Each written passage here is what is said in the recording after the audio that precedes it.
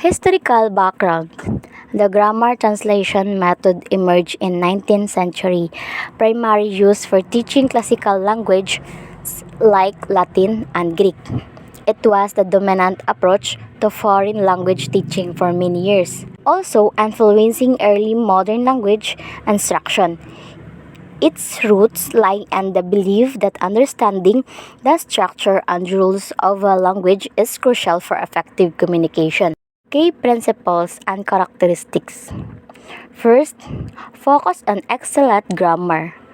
Grammar rules are presented deductively, often through detailed explanations and memorization. Second, translation driven.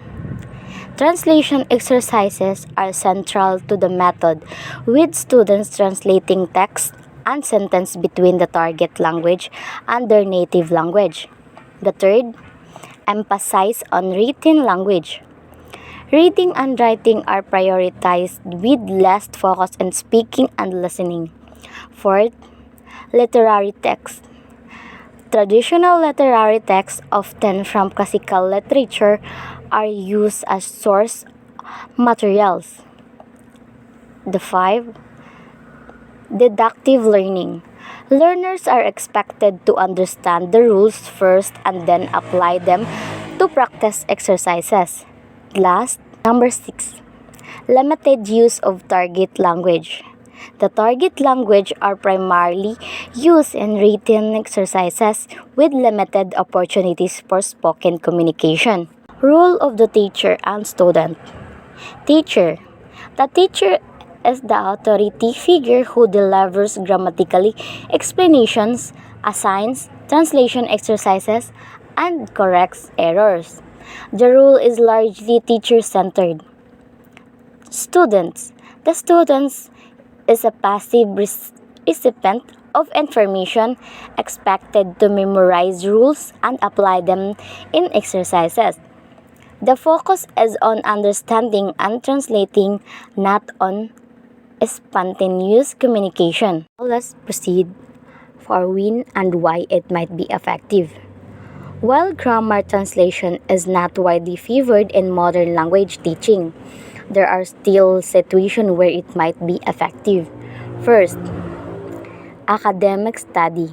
For learners studying languages for academic purposes, such as linguistics, literature, or history, the methods focus on the grammar and translation can be valuable. Second, translation skills. For learners who need to develop strong translation skills, the methods emphasize on translating exercises can be helpful. Third, self-study. The methods rely on written materials makes it suitable for self-study, especially for learners who want to develop a solid understanding of grammar. Fifth, limited resources. In situations where resources are limited, the grammar translation method can be used effectively with minimal materials. Good morning, class. Good morning, sir. Again, good morning, class.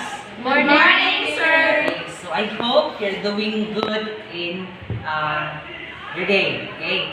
So, how's your day? Okay na, sir. So, by the way, in this morning, I am your English teacher. Okay. So, I am your English 3 because you are now in grade 3. Okay, you are already a grade 3 pupils. Right? Yes, Okay, sir. very good.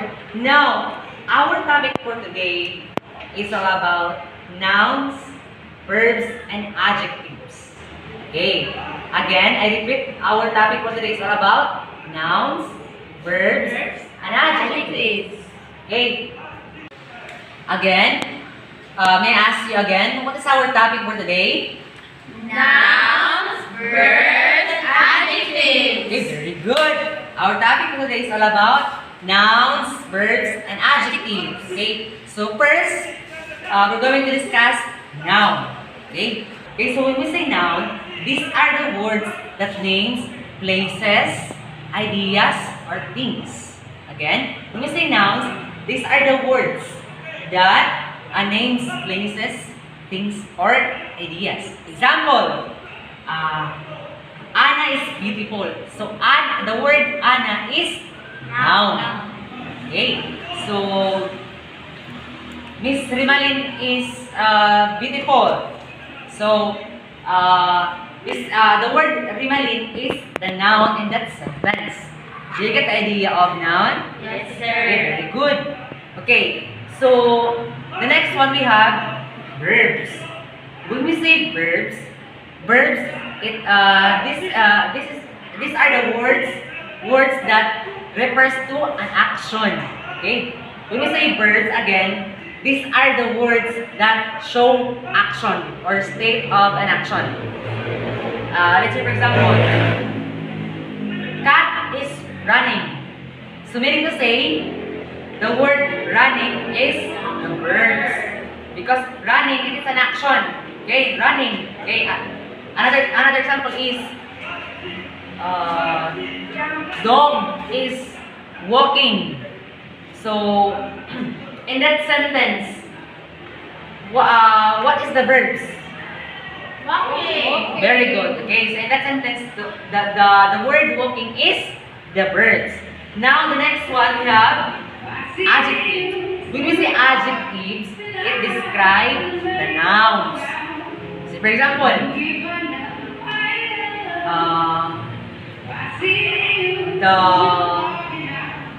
the dress or the clothes of Miss Anna is red. Okay, so the adjective there is red. Because red, it describes the color of the cloth of Anna. Did you get my point? Okay, very good. Okay, so now, I have a story for you. No? I'm going to read the story. And then, what I want you to do is, I want you to just listen while I'm reading the story for you. Did you get my point? Again, while I'm reading, you're going to just listen to me attentively. Because after I'm going to read the story, you're going to identify the nouns. What are the nouns in the story? What are the verbs? What are the adjectives in the story? Okay. Okay, so diba, did you already understand what is nouns, verbs, and adjectives? That's the part. Okay. So, are you ready to listen to the story? Yes, sir. Okay. So, the title of the story is about the brave little bird. Okay. So, here's the start of the story. A tiny yellow check. Excuse me, sir. Yes? Ano po yung check? Okay. So, ang ibig sabihin ng check, ito ay nangangahulugan ng isang sisiw. Kapag sinabi natin check, ito ay sisiw or maliit na manok. Okay. So, I hope you understand Rimalin, the translation of the word check. Okay. Now, in continuation, a tiny yellow check peeped out from its cozy nest. So, its heart filled with a mix of excitement and fear. It had never flown before, but the world looked so big and inviting. Okay. So its mother, a wise old robin, encouraged it to take a leap of faith. The little chick took a deep breath, clapped its tiny wings, and soared into the blue sky. At first, it felt a little wobbly, but soon it found its rhythms. Okay. So the wind whispered secrets in its feathers, and the sun warmed its little body. Now, the little chick, no longer afraid, felt a surge of pride and joy.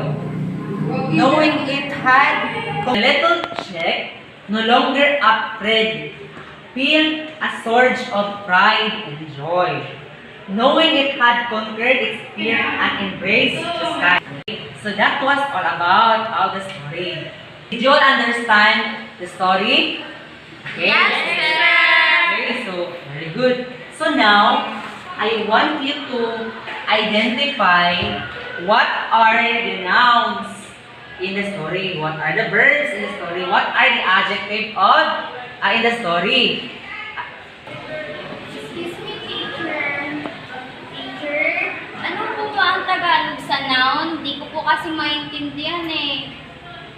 Okay, so aking itatranslate kung ano ang ibig sabihin ng word na noun. Okay, so ang ibig sabihin ng word na noun sa Tagalog, ito ay pangalan. Okay, so ang kahulugan ng pangalan, ito ay tumutukoy sa mga bagay, ideya, or pangalan ng tao. Okay, so naintindihan mo ba? Yes, teacher. Okay, very good. Teacher, ano po ba ibig sabihin ng verb sa Tagalog? Okay, so aking itatranslate ang words na verbs. So ang ibig sabihin ng words na verbs sa Tagalog, pag ating itatranslate, ito ay nangangahulugan ng pandiwa. Or ang verbs, pag sa Tagalog, ito ay tinatawag na pandiwa. So ang ibig sabihin ng pandiwa, ito ay mga salita na nagpapakita ng kilos o gawa. Okay, so naintindihan na ba? Yes, teacher. Okay. Excuse me, teacher. Magtanong, ano po ba ang adjective sa Tagalog? Okay, so aking itatranslate ang word na adjective sa Tagalog para lubos mong maintindihan. Ang ibig sabihin ng adjective sa Tagalog, ito ay pangpuri. Sa English, tinatawag ito na adjectives. Sa Tagalog, pag ating translate, ito ay pangpuri. So ang pangpuri ay mga salita na naglalarawan sa pangalan. So halimbawa, magbibigay ako ng halimbawa or example. Ang damit ni Ana ay kulay pula. Saan ka ng panguri? Okay, kulay pula.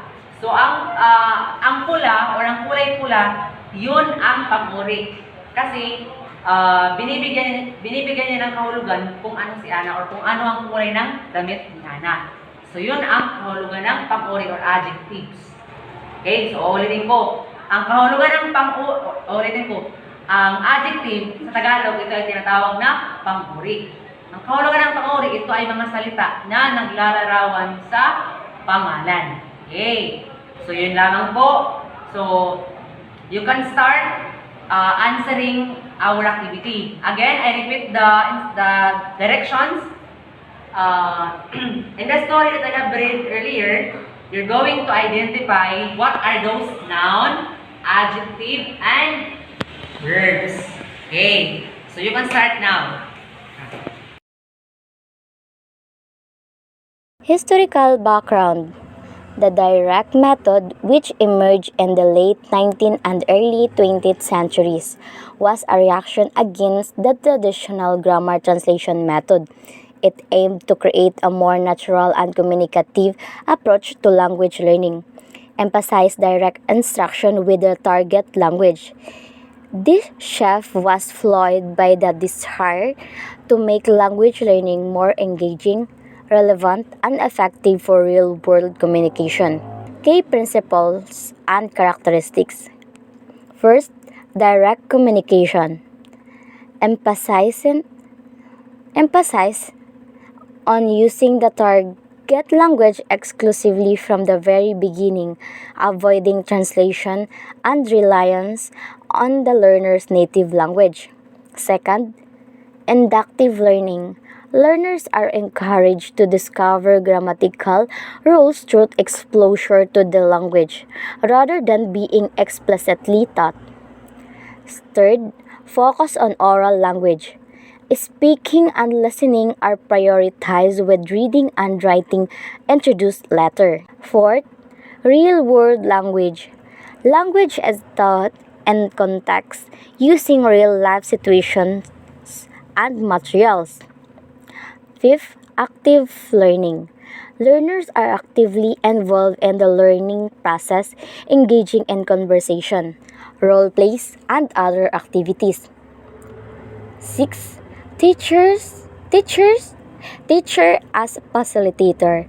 The teacher act as a guide and facilitator, encouraging students' interaction and providing support.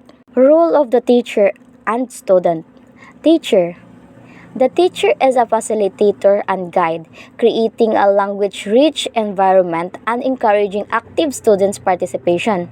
They act as a models for correct pronunciation and grammar, and they guide students through activity and discussion.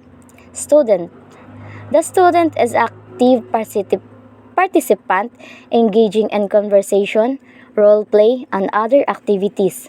They are encouraged to use the target language as much as possible, even if they make mistakes, as these are seen as natural steps in the learning process.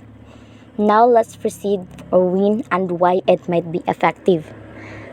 The direct method can be effective in situations where, first, focus on oral communication.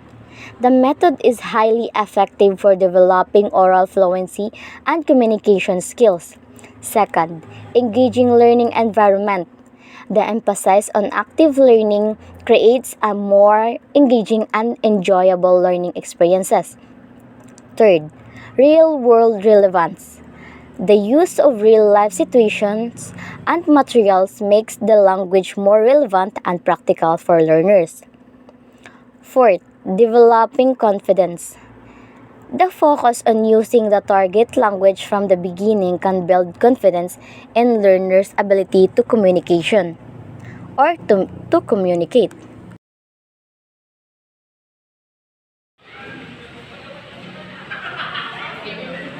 Good morning, class. Good morning, teacher. So our topic for today is all about kinds of sentences. Do you have an idea of what are the kinds of sentences? No, teacher.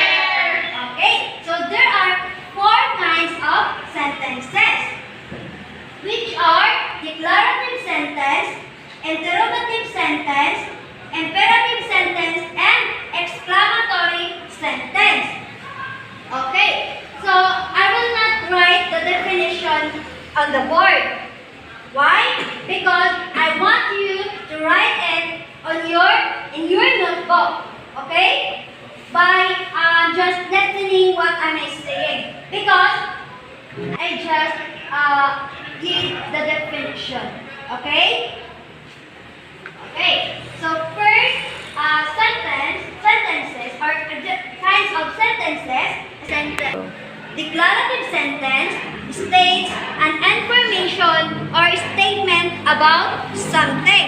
Again, states an information or statement about something.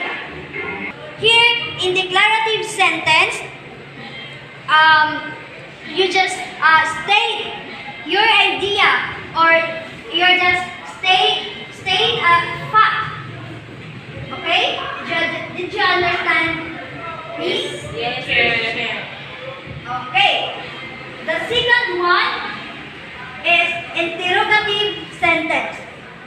Interrogative sentence is called an asking question. Again, it's called an asking question.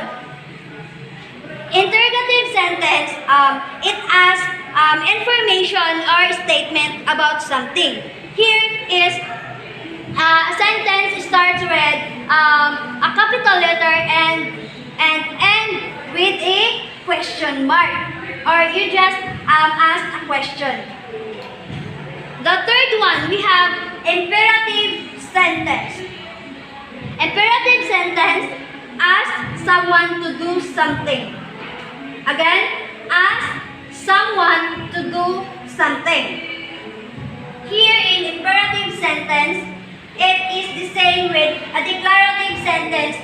The sentence here, it starts with a capital letter and ends with a what? With a period. But here in imperative sentence is you ask someone to do something.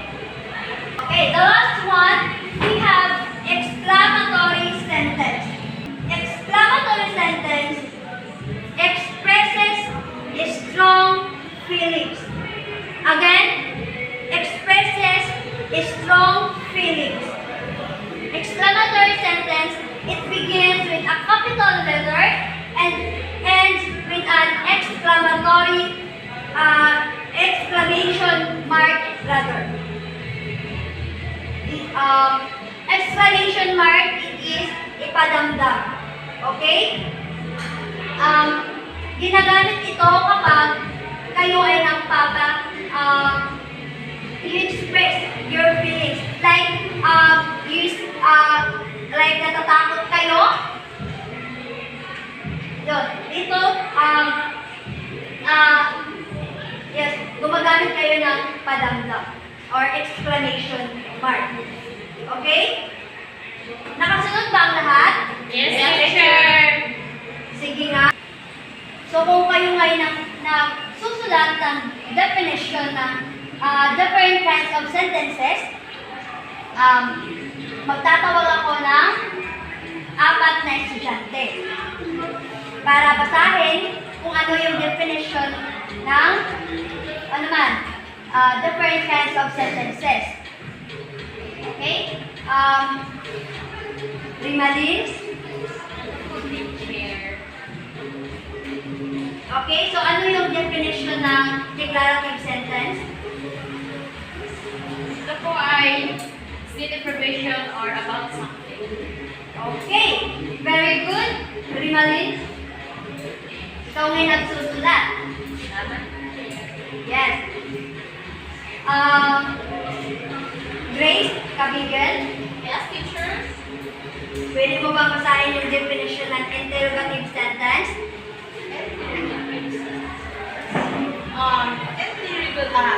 Interrogative sentence is when asking question, it's ask information or state about something. Okay, very good. Grace? How about you, Gary?